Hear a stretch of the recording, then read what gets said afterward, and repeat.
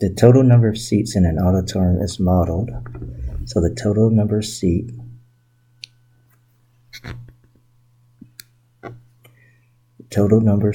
is modeled by f of x, okay?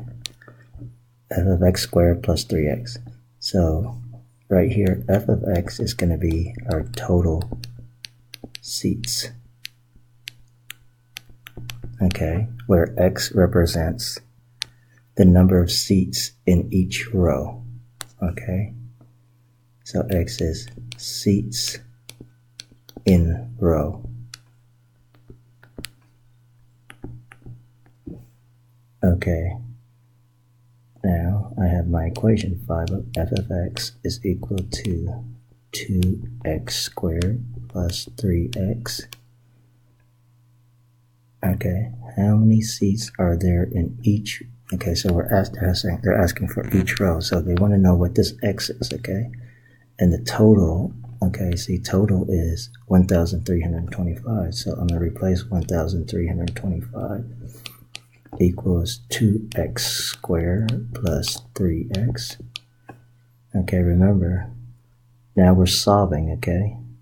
But we're solving because this is quadratic. We have to make it equal to 0. 1,325. So now I have 2x squared plus 3x minus 1,325 is equal to 0, right? So let's graph this right here. Add a graph. All right.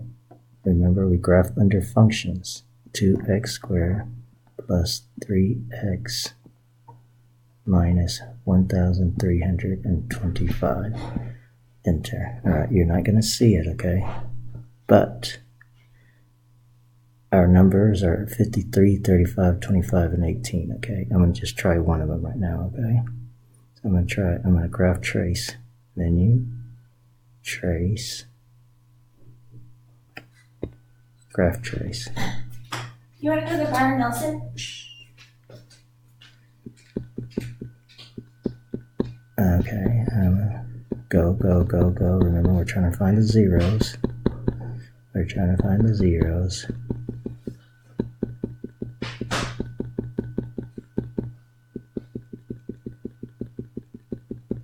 Yeah, we got a long way to go.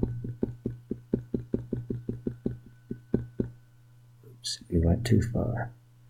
Here it is, 25. So our answer is 25.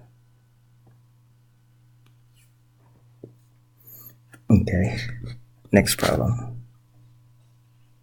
Okay, the function y is equal to 5.25 plus 1.75 x minus 1. Okay, remember, we want to find the rate of change is the slope, so we want to put it that y equals mx plus b form, okay? So what I'm going to do is y equals 5.25 plus 1.75x minus 1.75. Okay, so that means y is equal to 1.75x. These two are, I can put together, so that'll be plus 5.5, 5.25, 4.25, 3.25, 350. Okay, so remember, this is our slope. Okay, the other way that you can do it is, see, this is your equation, right?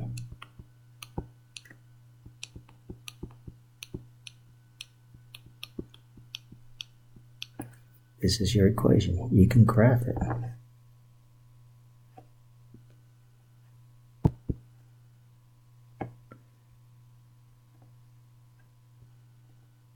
.25 plus 1.75 x minus 1. Okay, enter. Once you graph it, you can go to menu, analyze graph, dy dx. Okay, you see here's 1.7. Ooh, I typed it in wrong.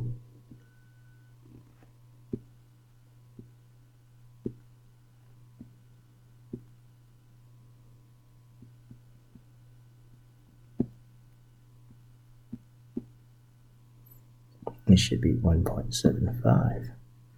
Okay, so I go menu, analyze graph, dy dx. Okay, see, it's 1.75.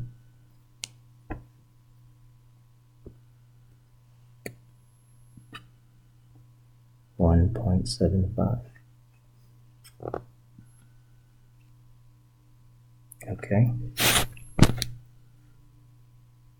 Now let's review that for you, okay? You go menu, analyze graph, and then dy dx. Okay. Last problem, okay. Which of these best represents the rate of change? Rate of change, remember, is the same thing as slope. Okay, so I'm going to pick 2 points, there and there. Okay. There's a couple ways you can do this. You can count, okay. See, this is going by 10, so it's 10, negative 20, negative 30, negative 40. And then I can count. See that this one going by 1, 2, 3, 4, 5, 6, 7, 8, 9. Okay, so it's negative 40 over 9 is equal to, you put it in the calculator, you should get negative 4.444. And it says best represents, okay, so it's the closest one, okay, so it should be that one. Okay, the other way that you can do it is just do it with points. Okay, so let's pick the same 2 right there and right there. So this is 1, 10. This one is 10, negative 30. So remember y2 minus y1 is equal to x2 minus x1. So negative 30 minus 10 over 10 minus 1. Negative 30 minus 10, then 10 minus 1. Okay? So you get negative 40 here, and you get 9. Grab your calculator, if you do the change it to a decimal, it should be that, okay? Alright, thank you for doing your assignment.